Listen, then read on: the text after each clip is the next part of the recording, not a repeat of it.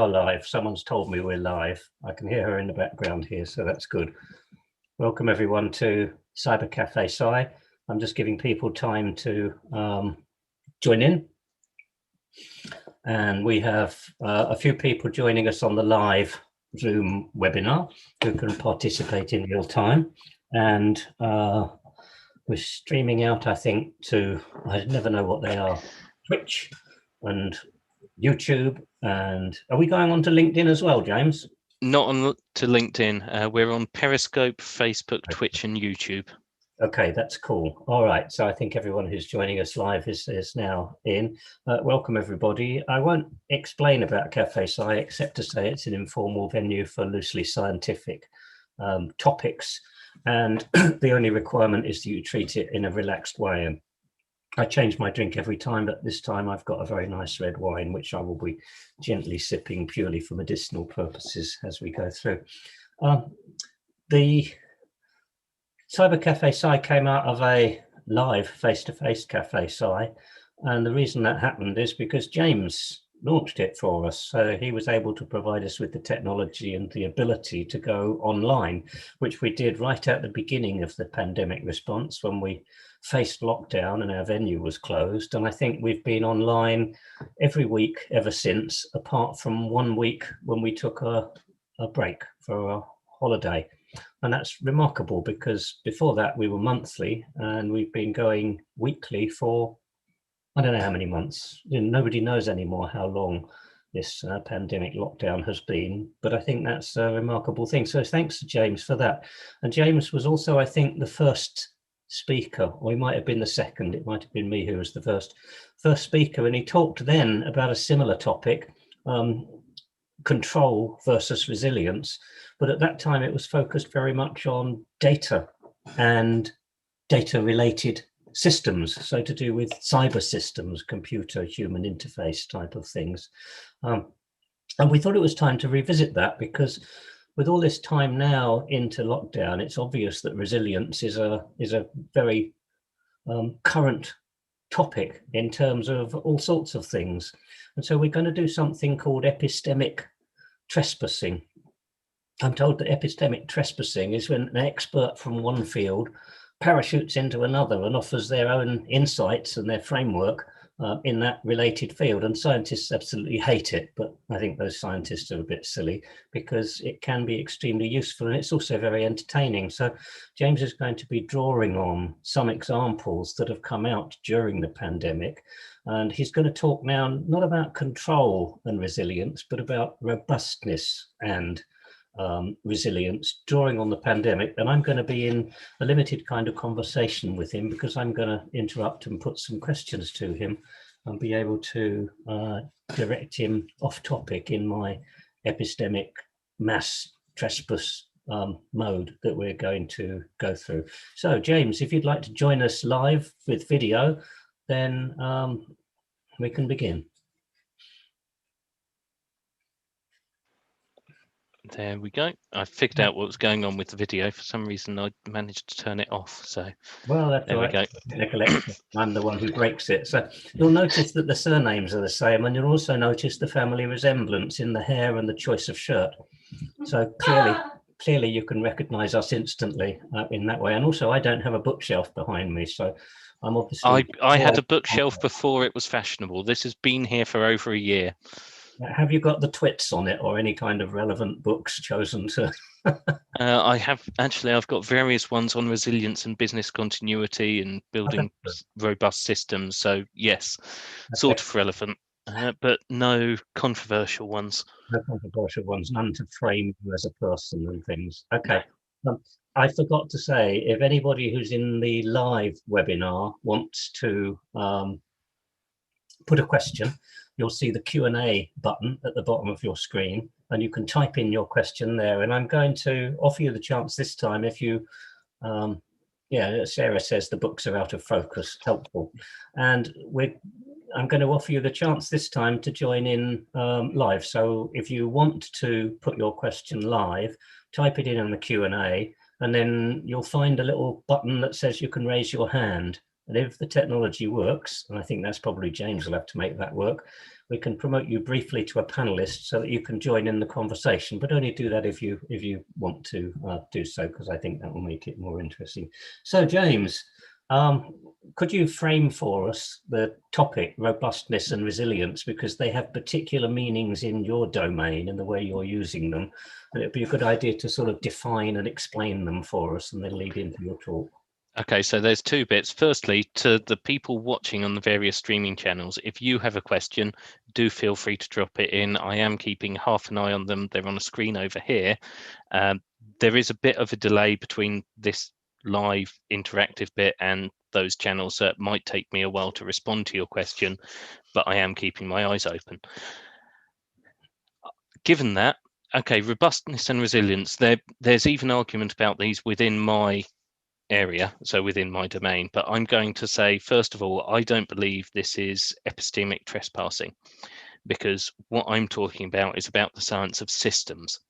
So while I normally apply it to IT systems, I have applied it to other ones as well, and it is the science of systems and processes. It is not the science of a particular type of system.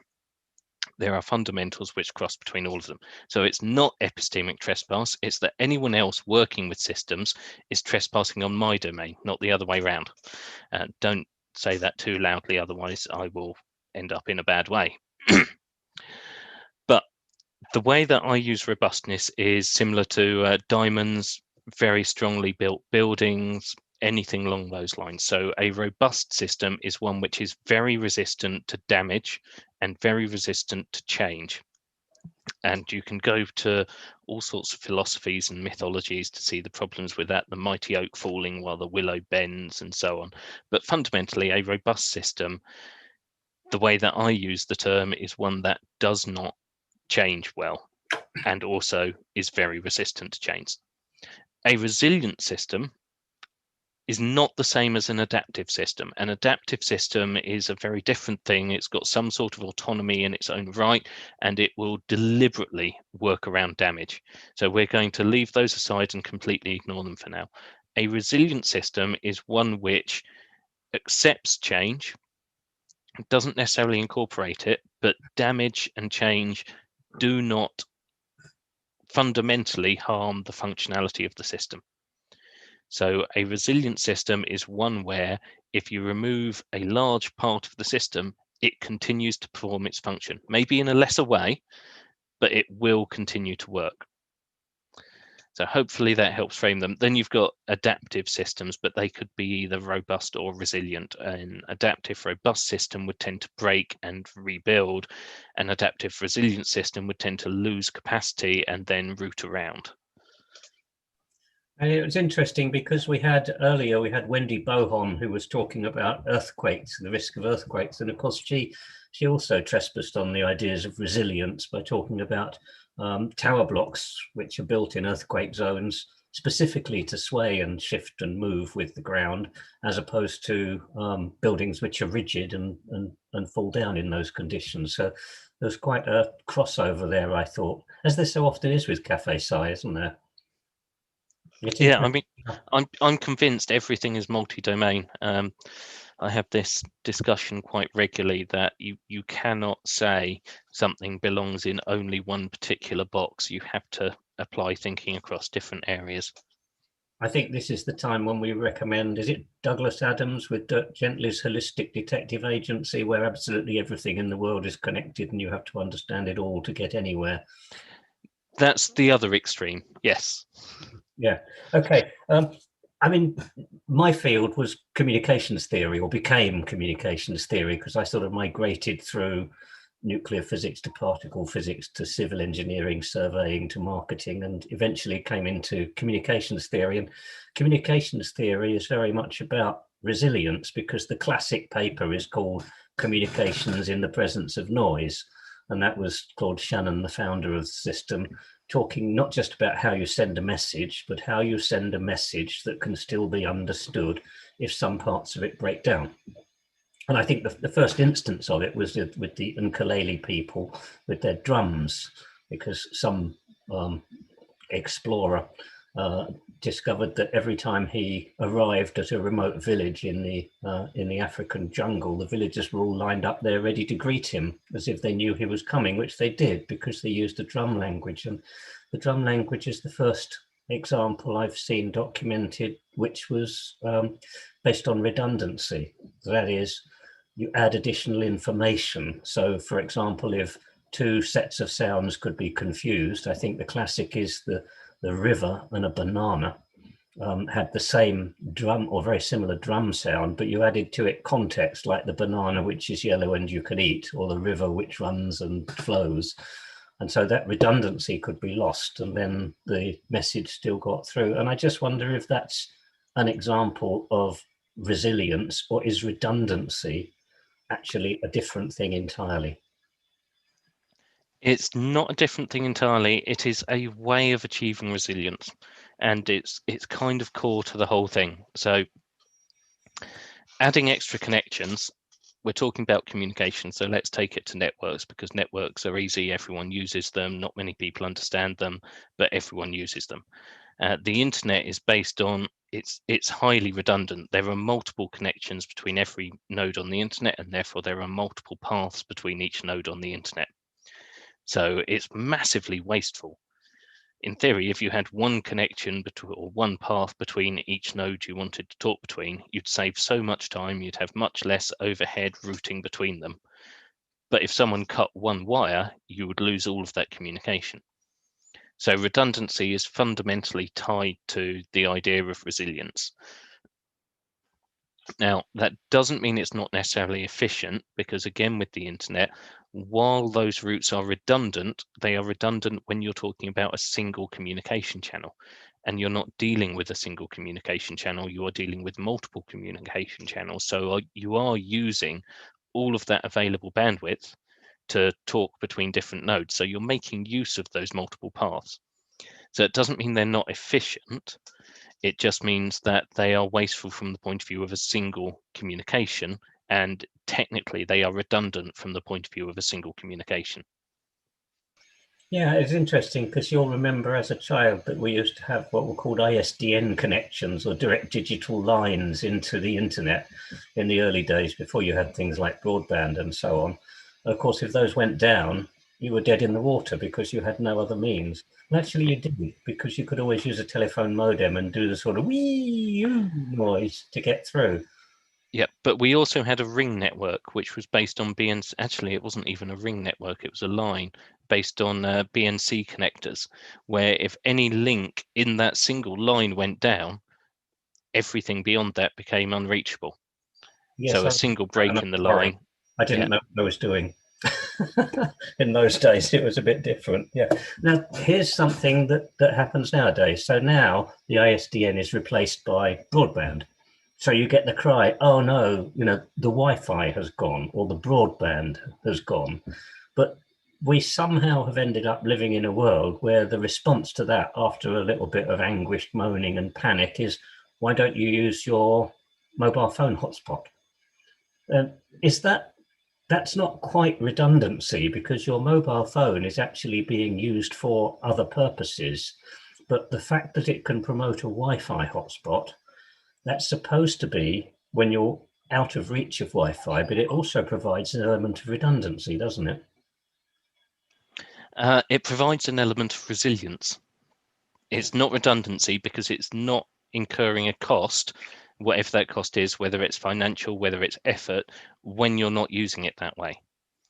So that's the difference. If something is redundant, you are maintaining two independent systems, each with their own set of overheads to do the same thing. Talking about the Wi-Fi hotspot from your phone, you turn it on when you need it. You have resiliency through it because you can get it to do that when you want it to. And when you're not doing that, you're not paying for the data that goes through it. You're not having to worry about anyone else logging onto your Wi-Fi hotspot. It's only there when you need it, and therefore it's resilient rather than redundant. Is it deliberate? The fact that mobile phones have the Wi-Fi hotspot capability, is that a deliberate provision of resilience so that you can get to the internet even when the internet connection is broken? Probably not. to be honest. Most likely it's there because Wi-Fi was built into phones, because it gives people a way to connect to Wi-Fi. And as phones became more and more media devices, it became more and more important that you'd get data. In those days, data was very expensive if you did it over the mobile network. So you add a Wi-Fi card, which is really cheap, and then you can connect to your standard Wi-Fi network wherever you are. And fundamentally, every Wi-Fi card can also be, in some way, a Wi-Fi hotspot. So it's not really, again, it's not really redundancy. It's just that the card itself is multi-purpose. It's designed so that it can talk to things, and that means it can talk to things. So all you're doing is making use of the functionality that's already built in for a purpose other than it might have been intended. And that functionality is partly there because it's incredibly cheap and ubiquitous, and it's difficult to avoid having Wi-Fi capability in a modern computer-based system. Yeah, absolutely. Okay, so like the modern digital clock, every instrument used to have a digital clock in it just because you could. They've stopped doing that now, but then you could tell the time anywhere so long as things were actually switched on. That's quite interesting. I want to take you back to some time when, I don't remember if you and I were both members of the British Computer Society group on parallel computing, but we had a lot of conversations about ad hoc networks. And ad hoc networks are an example of something I'm coming to later, which is component-based software. An ad hoc network, relating back again to Wendy Bohon's talk on earthquakes, is, for example, if an earthquake wipes out all of your cellular infrastructure and your internet infrastructure, then your data communications is down. But an ad hoc network can do things like use mobile phones to talk to other mobile phones. So that's where each device essentially sends out a signal, as I understand it, saying, I am here and I can communicate. And another device says, I can use you. And eventually that network establishes itself and hopes to reach one node that says, I'm connected to the outside world. Yeah, so we don't really call it an ad hoc network anymore because that can cover various different things. Because an ad hoc network could be me setting up a ad hoc network from my computer saying I'm a hotspot now. We refer to the architecture for the whole thing more often as mesh networking. And to be fair, the internet is partly mesh networking, but not really. The difference is that mesh networking relies on the individual nodes having enough intelligence to handle their own routing, their own communication, entirely independently of any governing infrastructure. So the internet, as decentralized as it is, does have some key dependencies. It does have some governing infrastructure. And if you've had any issues with DNS, for example, you will know about this because suddenly you can't reach the internet. Your line's still working. You can still ping addresses of sites. You just can't type in google.com and go to Google because you can't look up the name. So there are critical dependencies. So a mesh network gets rid of those because each node within the mesh should be able to communicate to every other node.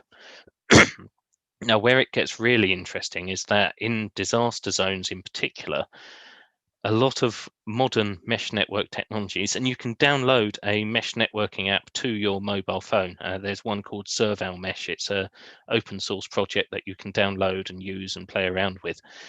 They are designed so that they extend an existing network. So at the edge of a disaster zone, you will have some sort of communication.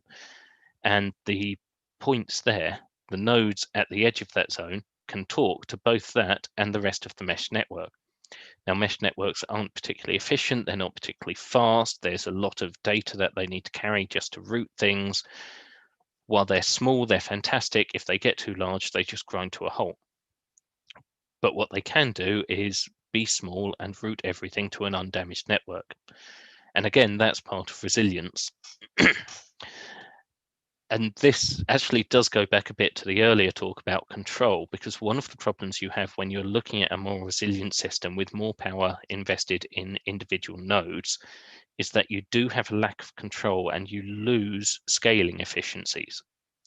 So a mobile network is fairly efficient because all of the routing is handled by the back end, which knows everything about the network.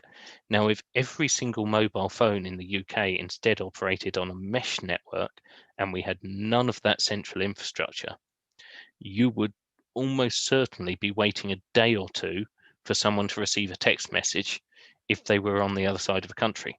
So instead of it getting through in seconds so that you think it's instantaneous, you would be waiting a long time for that turnaround, because there's a lot of exploration at each point, at each node. You have to be directed to another node. On top of that, each node is doing that for all of the ones it's connected to. So you've got a lot of wasteful communication out there. So there is an issue with very resilient networks in that they do have this very wasteful methodology, which is why they work extremely well at a small scale, but they don't scale up properly.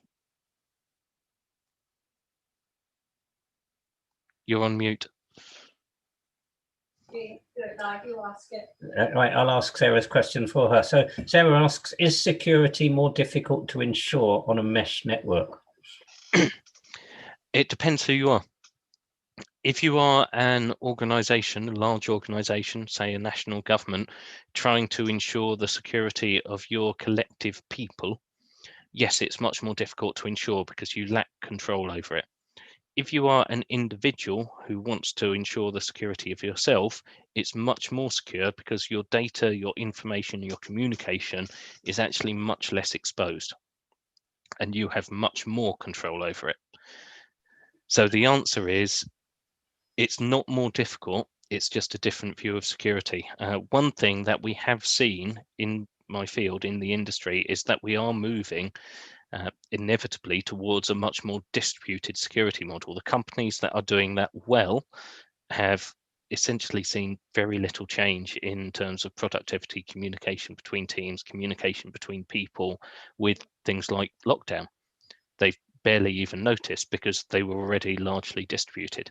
The ones that were very centralized have really struggled because they've gone from depending on that central robust system to having everyone scattered to the four winds, and they've got nothing to deal with that. They're not used to that sort of culture, that sort of independence. They don't trust the nodes in the network enough to make that possible. So they treat everyone in that distributed system as an untrusted node. And when you don't trust, communication becomes a lot harder. So the answer is yes and no.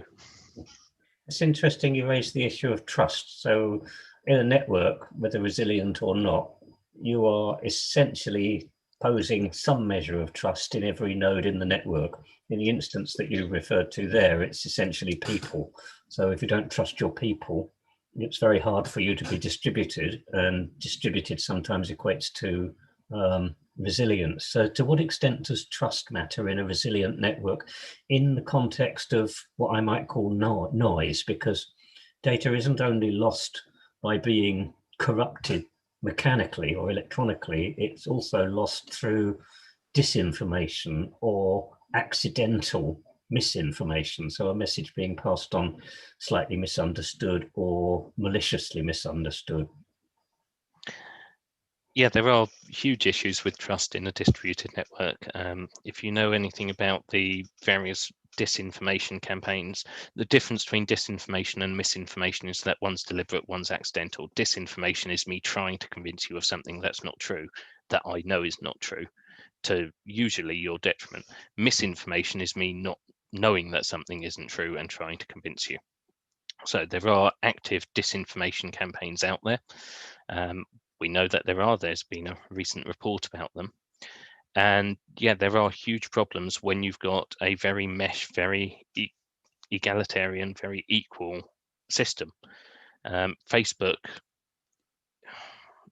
an interesting one. There is a very robust single node of control, but it mostly leaves all of the individual nodes to do their own thing and talk about their own thing. And therefore, disinformation campaigns on Facebook are extremely effective and extremely powerful because everyone trusts roughly equally. If you're talking to someone on Facebook, if you've befriended someone, you think of them roughly the same as anyone else you've befriended. Facebook isn't that personal. So that element of trust can be very easily abused. I've lost the thread of where I was going. Disinformation, misinformation, trust. Yeah, mesh networks. you are assuming fundamentally, if you want a resilient system where you've got that trust and you've not got a significant overhead of security and verification for each node, because it is significant, if you've got that, then a mesh network is very open to abuse by someone who's not acting in good faith. So it's resilient, it will keep working, but someone can abuse it quite easily. Okay, and one more go at the component software before we move on from that, because in my field, which was largely embedded software for communications and vision and audio processing, component software was the model that was used. And that's almost like a network of hardware and software that makes an application work. And the idea there was, as you know, that the components are independent. What goes on inside them doesn't matter, but they have a contract called an interface that they must respect when they interact with someone else. So a component says to you, what do you do? And I say, I deliver audio. And under these conditions and these contract terms, we then connect. So the network there essentially sets itself up by identifying the components that are present, verifies whether they're trusted or not, were you compiled with the right version, and so on. Maybe does some kind of security checking with them, but sort of it doesn't really build the network. And if a component in such a system failed, then the result, as far as I'm aware, in those systems was not resilient. That would be a link in a chain. But there were examples where resilience was built in by being able to gracefully degrade. So an example would be, for example, would be in streaming media.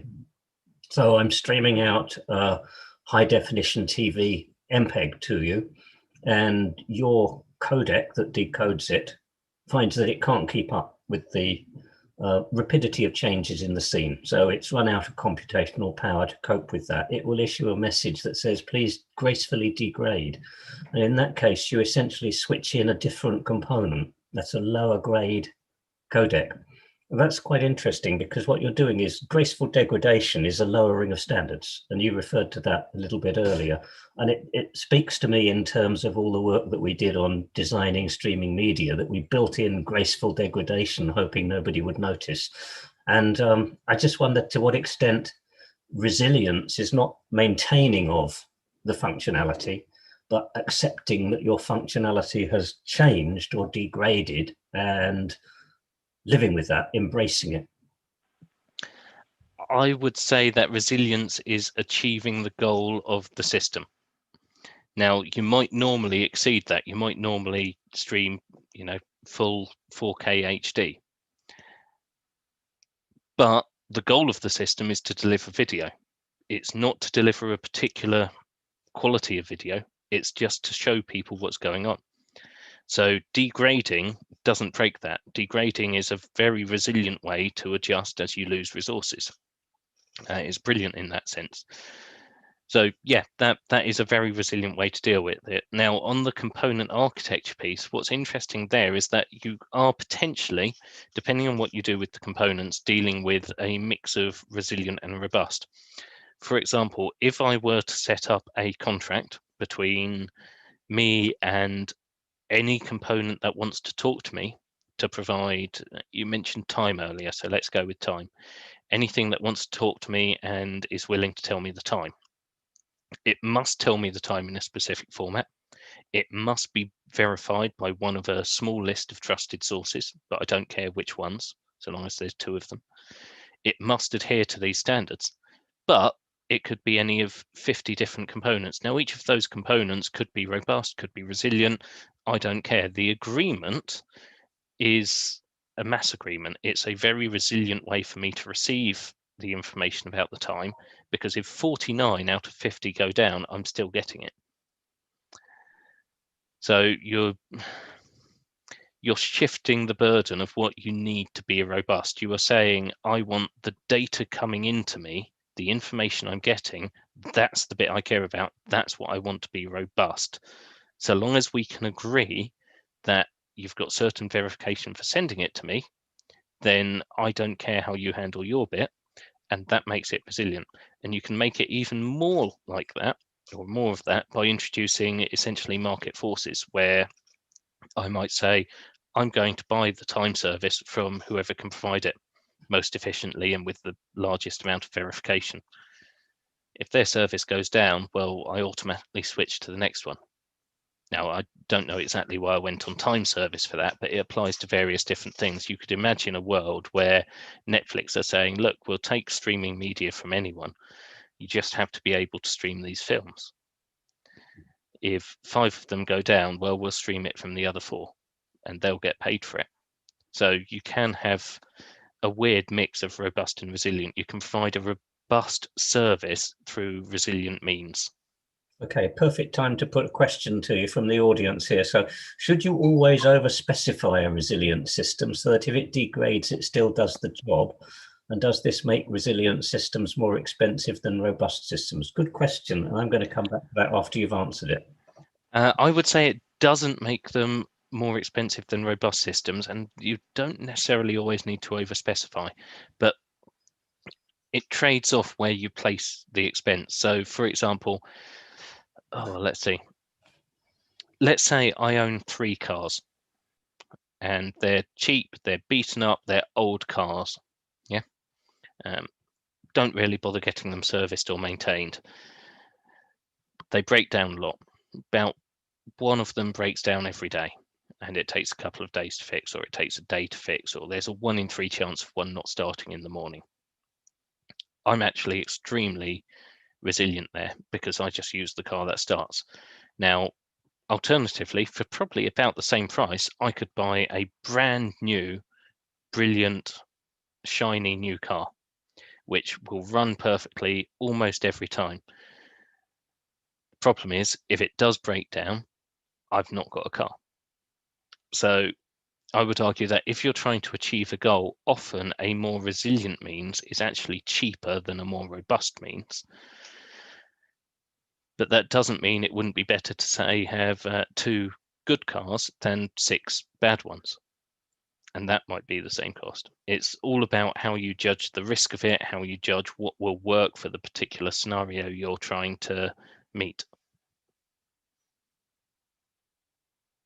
So coming back to that, which I think is quite an interesting question to do with the specification.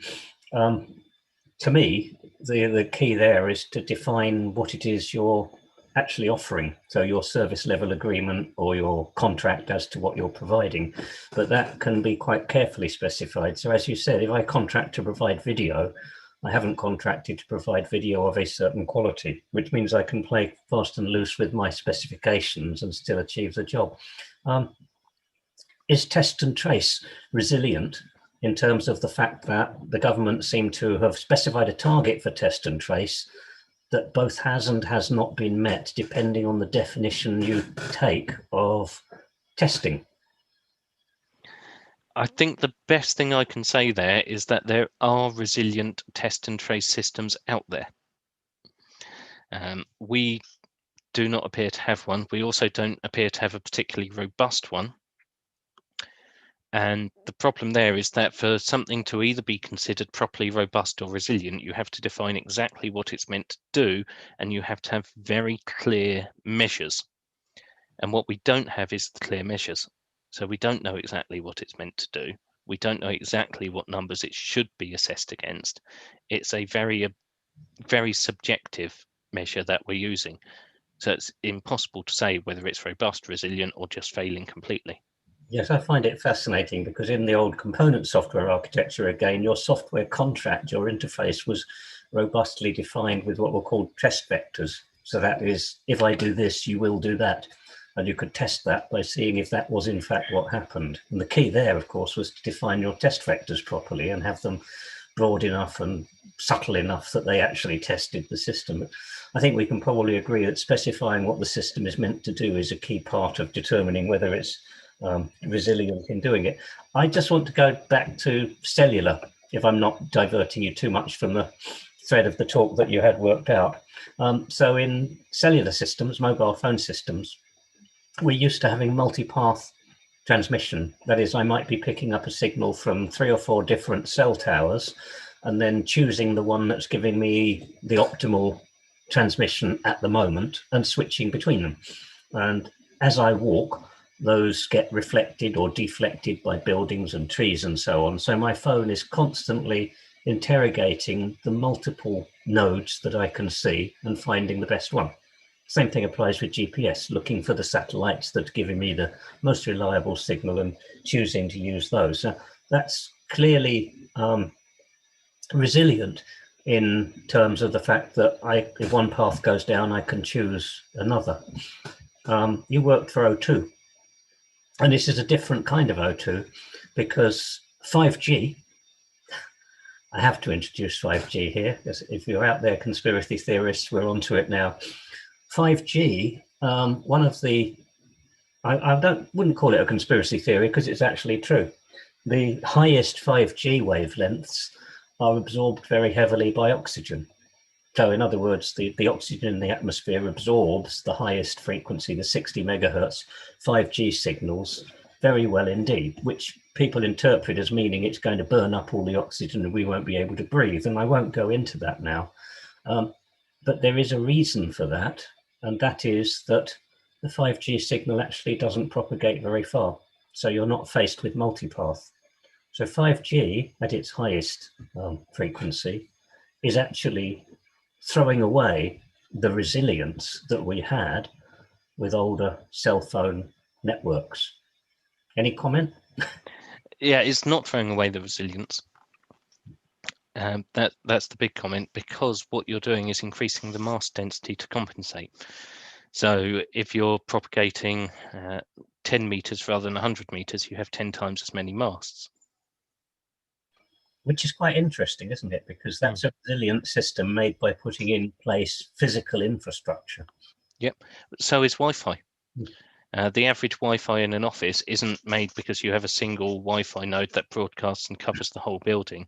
You'll have dozens throughout the building and then all network together. So they're offloading that issue. They're saying, well, we've got multiple points of coverage and then we'll tie it all back to a single backend. Yes. So again, you've got a robust trunk and then resilient branches and leaves coming out of it, where you don't care if one of them falls off. Of course, with 5G, we also have graceful degradation because we can drop down from 60 megahertz all the way down to 20 and still be 5G. And when that breaks, we can become 4G or 3G. I can't remember what TG was, but we could even go down to there. So graceful degradation applies as well. One other topic that's come up a lot recently, and I don't know if you follow it because you're probably not following Twitter as much as I am because you're actually working. People talk a lot at the moment about human resilience. There's resilience in face of the pressures on people through the pandemic, so the different stresses that are applied, teachers having to go back to schools, academics, people working from home, finding that difficult, people not being able to work from home and finding that difficult. And often they're advised, allegedly, that to find resilience inside themselves. Now, that sounds on the face of it to be very reasonable advice, it's kind to say find resilience, but it appears to me that that's often really meaning robustness, because a person in a way can't be resilient because you can't find another you. What you're saying there is that when slapped in the face, you sort of withstand it. Do you think that there is a concept of human resilience in terms of mental health, particularly, just at the moment? And is that really a robustness rather than a resilience that they're asking for? So they are definitely asking for robustness, because what they're essentially saying is just carry on doing what we want you to do. Do not change what you're doing. Resilience on the part of people has been shown a lot, where people have gone, okay, I'm going to adapt what I do in a way that works for me and continue achieving the same goals, getting the same function out. So that's resilient. If I say, you know what, I'm just not going to go out to the cinema and instead I'm going to sit in the garden and read a book, that's a resilient way to deal with the problem. If I say, well, I'm going to the cinema anyway, that's a robust way to deal with it. That's saying, I'm going to keep on doing this thing, even though it might be harmful, because I can just bear through the damage it might cause. And when you're dealing with certain circumstances, trying to deal with it in a robust way is an absolutely disastrous idea, because robust things, when they break, they really, really break. Whereas resilient things, if they break in a way that's much more recoverable. So an example would be going to the earthquake talk. A robust building is built to withstand an earthquake. It's built to stand up, and they're usually built to a particular rating. If the earthquake goes over that rating, you lose the building. It just collapses. A resilient building is built to survive an earthquake. So you might have a few doors shaken loose, the windows might break, there's going to be cosmetic damage, but the basic structure is still going to be there, and you can repair it and rebuild much more easily. So that's why robustness can be extremely dangerous when you're dealing with things at close to the threshold of what a component can manage, because if it breaks and you've relied on robustness, it's going to break catastrophically. That's referring back again to Wendy Bohon's talk, because she talked not just about the robustness or resilience of the buildings, but she also referred to the need to rebuild afterwards. So that's part of the equation that you've just introduced, is that you don't just want to be resilient to cope during, you also want to be resilient to be able to recreate or build in a different way afterwards, right? Yeah, very much so. And the best bit is, if you've built a resilient system, then when you rebuild afterwards, you go, okay, what failed? What didn't work? How can we re-engineer that next time? With a robust system, the damage is too great to start looking at individual points of failure a lot of the time. The whole thing's just gone. So when you're rebuilding from a resilient system, you can improve it with each iteration. Good. We're just going back briefly to 5G because we have a question that I missed here. So you were talking about the density of the masts, having many more masts so that you actually cover the area. So we're asked here, can that density of coverage cause problems in itself, i.e. interference? I know the answer to that. I've not had to deal with those equations for over a year now. The answer is yes, it could, but it doesn't, because it's very carefully calculated so that they don't, so that the essentially the frequencies that would overlap are spaced such that they don't. I can't really describe it better than that, but that's really what's going on. That if you've got, say, 3 masks, and masts, not masks, and they've got 4 frequencies each which overlap, you will make sure that the adjacent masts do not share any of those frequencies, and usually the neighboring ones as well. So the answer is yes, it could cause problems in itself. It doesn't, because it's built into the system that it won't. You've got enough redundancy and you've got enough spare capacity in the system to absorb the issue of interference. A perfect lead into a question that I had stacked up for later, which you probably saw coming when I talked about communications theory. So in terms of communication, we're trying to communicate messages and make sure that they're not mistaken for each other. So I send 2 different messages. I want them to be clearly differentiated so that they don't sort of accidentally merge and be mistaken. And you have a concept there of what's called a message space, which is just, if you like, in its simplest, is like a list. Give every message a number. So there's message 1, 2, 3, 4, 5, and so on. And then I just send you the number and you look up the message. And one of the keys in communications theory then is, according to what your noise is, to how the messages might be changed. So for example, if a message could be changed by 1 number, then your important messages are spaced wider apart. That's, you know about this, because it's called a message space, and the space means that we try to make our messages as distant as possible between us. And I think that's what you've, in a way, just referred to. Is there a usefulness in looking at resilience in terms of, we're accepting that some things may fail or degrade, but is there a formal way, a formal methodology for positioning your resilience in such a way that the most likely failures are the least likely to cause catastrophic failure? Can you space them out?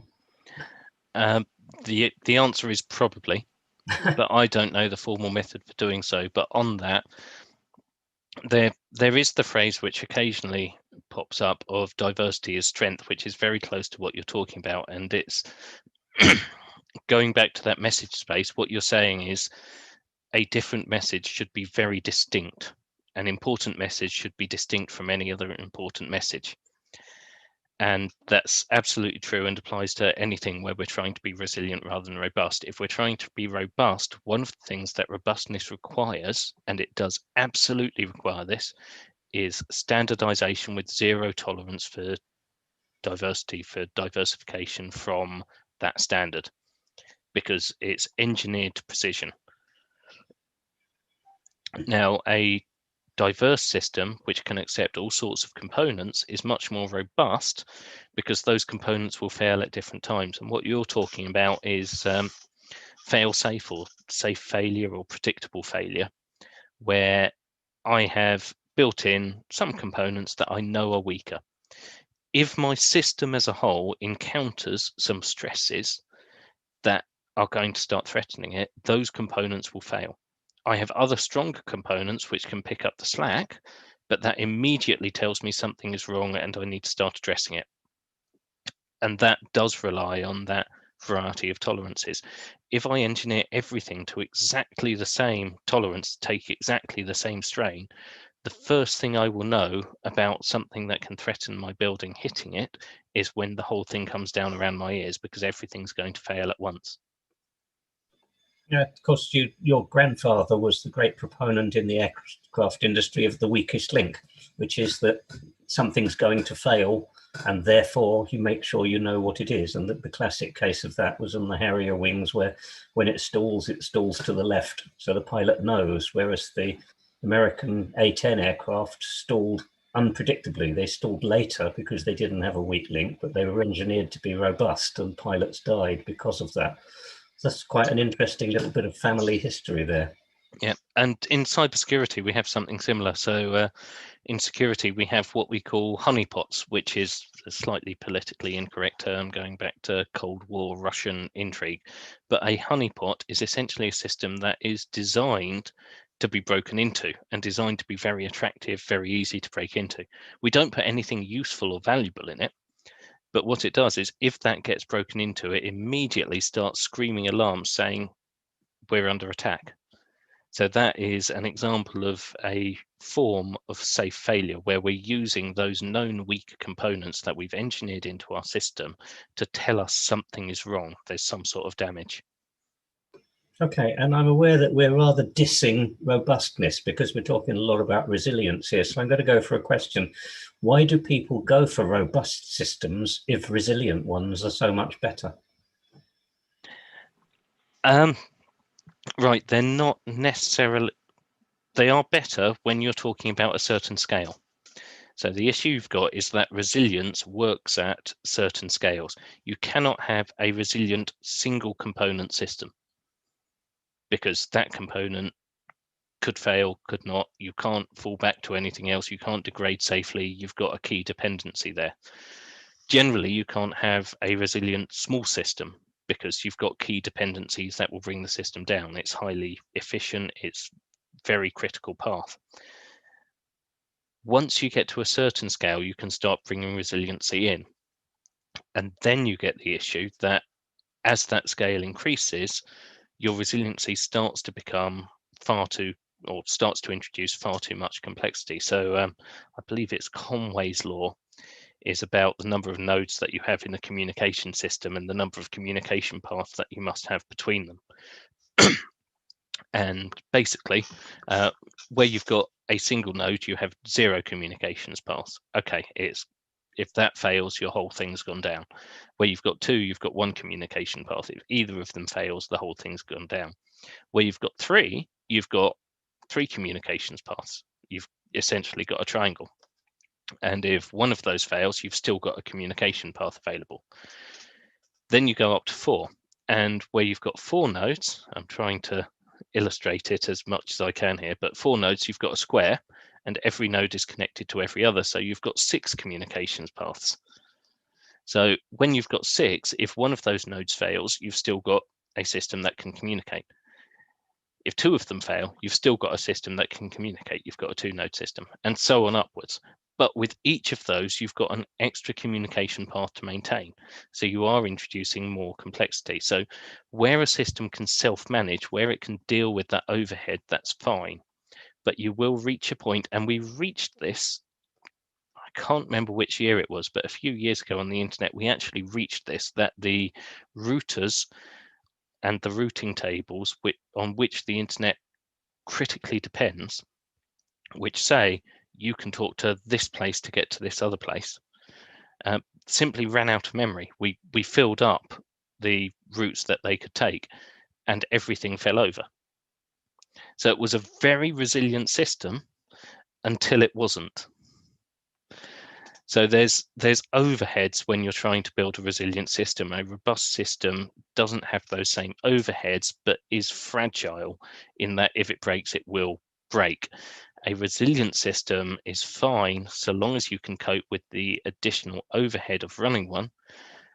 And the problem is when you can't, really what you've got is a robust system of routing or a robust system of governance over it. And when it breaks, it breaks.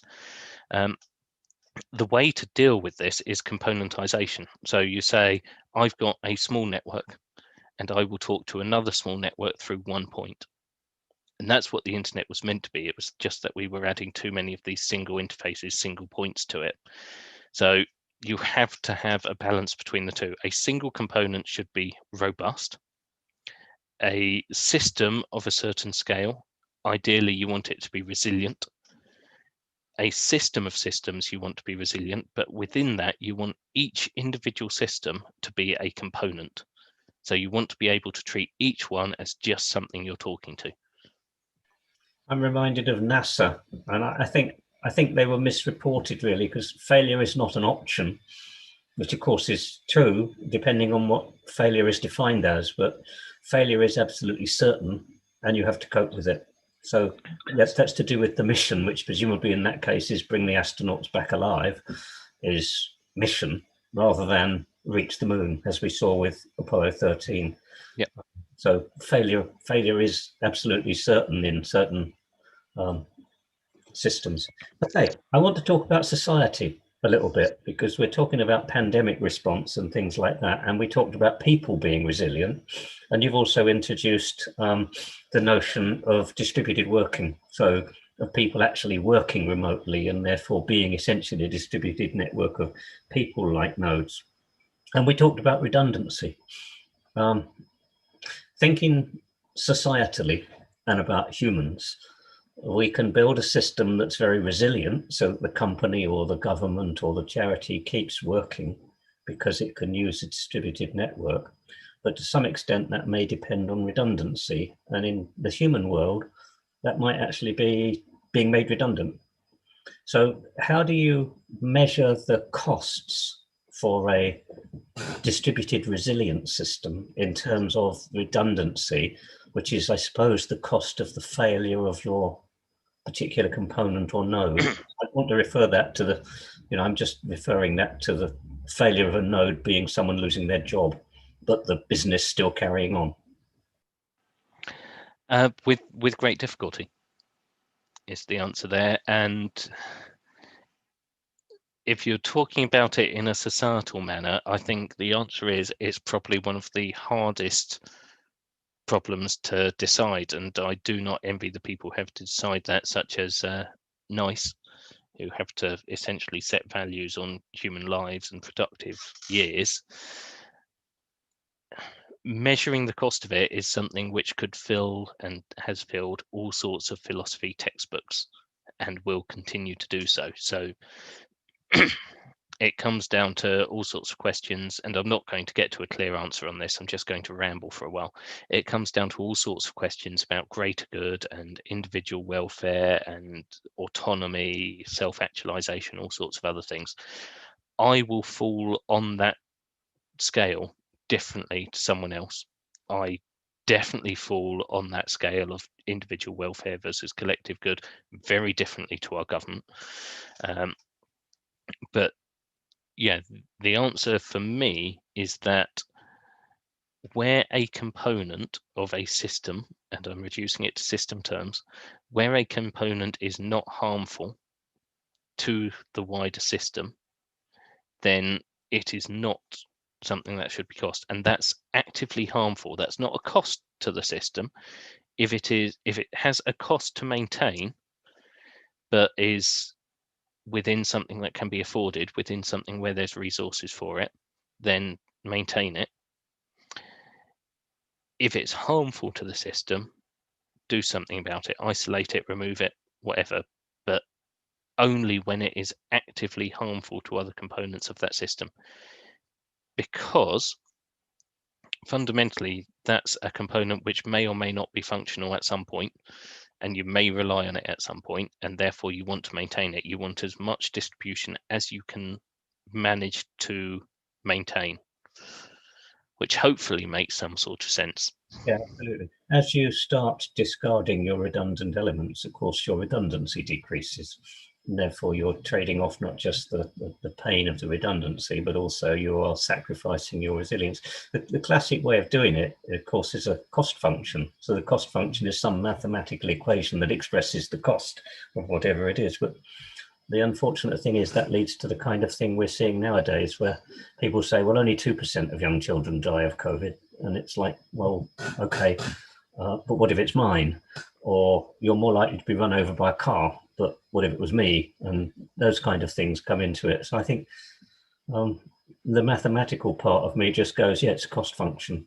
Well, a fraction of 1/100th of a percent of Samsung phones exploded on airplanes, and yet suddenly they were all recalled. Yes. So that should say something. I mean, when we're valuing phones exploding over individuals being harmed, I think there's something wrong. Yes. Okay, so carrying on with society and pulling this back into talking about science rather than being science here. Is science resilient? It's obviously going through a time when its profile is raised, but it's also going through a time when it's being challenged directly by like anti-maskers, anti-vaxxers, anti-5Gers and things like that. But also it's going through a time when it's being discredited because we have authority figures stating the scientific view and then changing it, or, you know, how can the science change day to day? Do you think something like science is resilient? And if so, how? I do think science is resilient because it's got the advantage that and I'm going to start talking about people as components again because it's the easiest way for me to talk about this, but the components that make up what we consider science are, by and large, much more capable of self-organizing and routing information and discovering information and working around problems than the more robust systems that it's coming up against. So what you'll get is that, yes, there will be an initial backlash, there will appear to be initial damage, but you're dealing with a resilient system that engineers around that. And there's multiple ways that a proper resilient system can do that. It can, let's say it's an adaptive resilient system, and we are talking about an adaptive one, which, because it's made up of people adapt. An adaptive resilient system might engineer around a problem like that by saying, well, we're going to isolate it, just avoid it. No contact whatsoever, fully quarantine it, no communication in or out because that's dangerous, that's infected, we don't talk to it. That's one way to do it. It's very costly to the component that gets isolated, and that component isn't necessarily an individual person. It can be a whole organization. It could be a whole country. For example, you can just step away and say, you know what, we're not engaging there because it's too damaging, it's too dangerous to do so. So that's one option. Another option is to say, well, we're a resilient system. We'll just take the damage and keep throwing resources at it because we can generate more. And yes, this one's damaged, but we'll push it to the back, give it recovery time and throw another one forward. And that's the whole unrelenting method. But essentially what you've got is science. Science is not an entity in itself, obviously. It's an approach to the world, but it's an approach to the world based on observation, learning, development, and adaptation, including adaptation of models. If science was not resilient, then we would still be dealing with things like the black body problem. We would still be dealing with views of the world that we don't understand what's keeping us down. We would be looking at crystal spheres. We would be trying to deal with ether theory and so on. Science is resilient because it can take that damage, adapt around it, and deal with it. Other concepts, other ideologies, other approaches may not be so resilient because they have shown no ability to adapt and change around damage at all. All they do in return to any sort of damage or any sort of threat is lash back at it. And that works in the short term. It's not a long-term solution. Yeah, and you'll be aware, because I've asked you about it, that we have large amounts of data, both personal and professional, which I back up on RAID disks. My RAID disks have 2 disks. If one fails, it backs up to well, they're mirrored. So both disks contain the information and it's mirrored between them. And then I have a backup that backs that up. But of course, with only 2, if one fails, we don't know which one is wrong, not really. And you'll know how much it cost me to have our personal data restored recently. Science, I suppose, is a self-inspecting system. It's a system that looks at itself and says, is this component sane? And if not, it attempts to deal with it. And it's got a lot more than 2 arrays to do that. So part of an aspect of a resilient system is to be able to look at itself and identify an infected part or a defective part.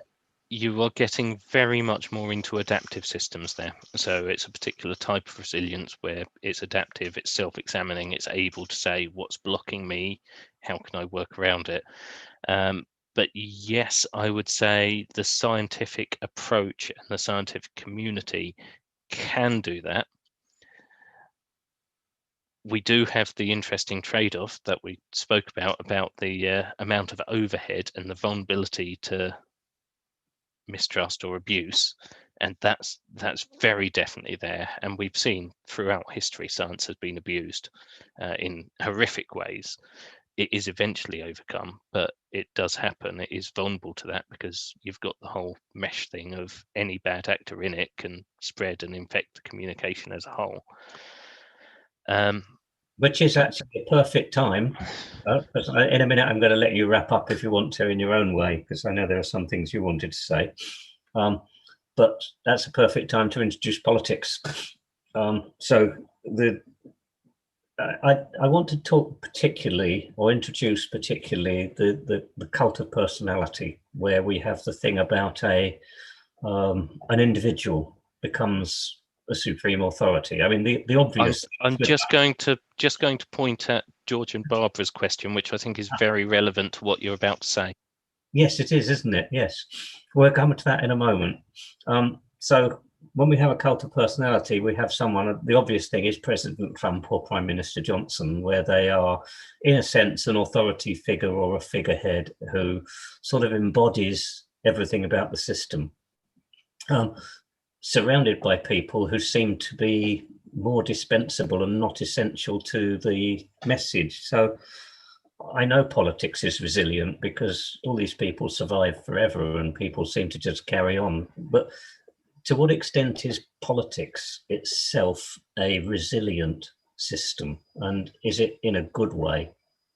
Or is it just robust? I'm going to say it's not a resilient system, and also governments that we're seeing at the moment are robust but not resilient. A resilient system, Belgium is the best example I've seen of this, because Belgium went through, I think it was 2 years without a government, and no one really noticed.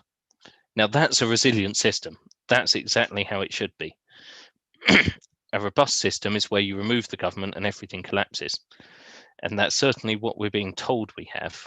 Whether that's true or not is a whole other political debate, and this isn't cafe politique, but we'll have to arrange something around that when I no longer work for anyone and can be as radical as I want quite freely.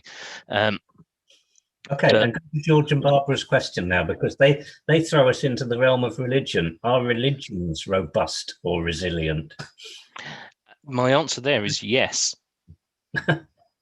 And it depends which religion you pick. So Japan has a beautiful pair of examples of this with Shintoism and Buddhism. Shintoism is a very animistic religion. It's very distributed. It's very local, and I mean hyper local, to the point where you walk through a Japanese town and you'll find shrines outside little houses, or little shrines outside houses, and people will leave little cans of sake outside them. And shops actually sell little jars of sake with pull tops that you can leave as offerings at these, because it's the cheap sake that you'd never actually drink. So that's a very resilient system in that it is hyperlocal. It is incredibly distributed. There is no central authority that you could break. It's essentially a system of local belief and superstition, as is largely the way Buddhism is done in Japan, but is a bit more central. Now, where it changes is when you're talking about the more hierarchical religions with a central governing body. And the answer is they are robust with resilient networks supporting them. So they have a very well-established, very strong authority at the peak, and then they've learned how to build quite resilient networks out from there. So the answer is yes, they are robust and resilient in different ways, but arguably, if you look at Christianity, for example, the number of schisms there have been and new authorities springing up, a robust system, when you hit it with a hammer, a diamond is robust. When you hit it with a hammer, it shatters and splinters, and you get strong little pieces, but they are still smaller pieces that have splintered off. A resilient system, where you hit it with a hammer, it might bruise, or you might knock out a piece of it, but the rest of it is still there. So hopefully that answers the question on that one. Yeah, thank you very much. Okay, this is where I say, is there anything you'd like to add? Almost as if it's an interview, but you had a message. You know, I think we probably followed some of the topics you wanted to introduce, but would you like to wrap up? Yeah, I mean, it is a balance between the two, and there is a place for robustness. I'm not completely against it at all. And components of a system absolutely need to be engineered robustly. And I am specifically talking about security now. You can apply it to any other domain that you want, but this definitely applies to security. A component must be robust, a system must be resilient, but it must be in a system of systems. You cannot build a single massive resilient system because there's too much risk of that same catastrophic breakdown. You're relying on the governance of it being robust. So the smaller a system is, the more you have to rely on robustness. You get to a certain size, you can rely on resilience. You get too big, you want to either split it into two systems that interact, or well, there is no or it's going to collapse utterly. And as an example of this, in security and anti-fraud and similar things, I'm sure people have heard of the Big Four consulting and auditing agencies, and will remember in some cases that they used to be the Big Five. And they were the Big Five for a long time. And then a few decades ago, they very, very suddenly weren't. And they are extremely robust organizations operating in security and anti-fraud and auditing and essentially the selling of trust. That is what they do. I'm not just trying to say it's a negative thing, but they do literally sell trust. And they became the Big Four because of a certain company called Enron. So essentially, a robust system that is hit by a nasty shock can and will just disappear without trace if it shatters in small enough pieces. So there's always a place for resilience. And if you're operating at scale, you should really start to look into resilient smaller systems and componentization of your organization rather than just building everything into one massive superstructure. Cool. Thank you very much, James. That was really interesting. I enjoyed that, and I hope all our audience did too. I'm sure they did. I think that Cafe Sci is quite eclectic, and I think I'd like to claim that we did epistemically trespass. We did our epistemic trespass. In fact, we started off what I'd like to become an epistemic mass trespass, because I claim the right to roam, and I accord the right to roam to all other disciplines. We should have much more of the sort of cross-disciplinary thoughtful conversations, because the barriers that go up between us in science and technology are just as real as the barriers that go up in society. If you are watching this and you would like to talk at Cafe Sci, you can apply to do so. I say apply because we welcome any speakers who want to say something. If you've got something interesting to say, or you're interested in something, preferably if you're interested, then maybe you can also be interesting. I'm just going to point out one thing that I didn't discover until today about language. Yes. So we've used the word non-professional scientists or non-professional researchers when we're talking about speakers, and said we're very open to non-professionals. I discovered today the origins of the word amateur, and I think it's an important thing, because to be a professional means you are paid to do it. That's well accepted. An amateur, by the origin of the word, it means to do it out of the love of it. So I think we should probably change it to we are open to professionals and amateurs. So we are very open to people who want to talk because they love what they're talking about. Absolutely, and we can provide different formats and different ways of talking as well. So if you're not an accomplished public speaker or confident public speaker, it doesn't matter, because you're not doing public speaking. You're having a conversation with people who are really interested. If you are interested in that, if you want to see records of previous talks or the recorded version of this one, then go to the website, which is cybercafe.science, and that is actually the domain name, science. That's cybercafe.science.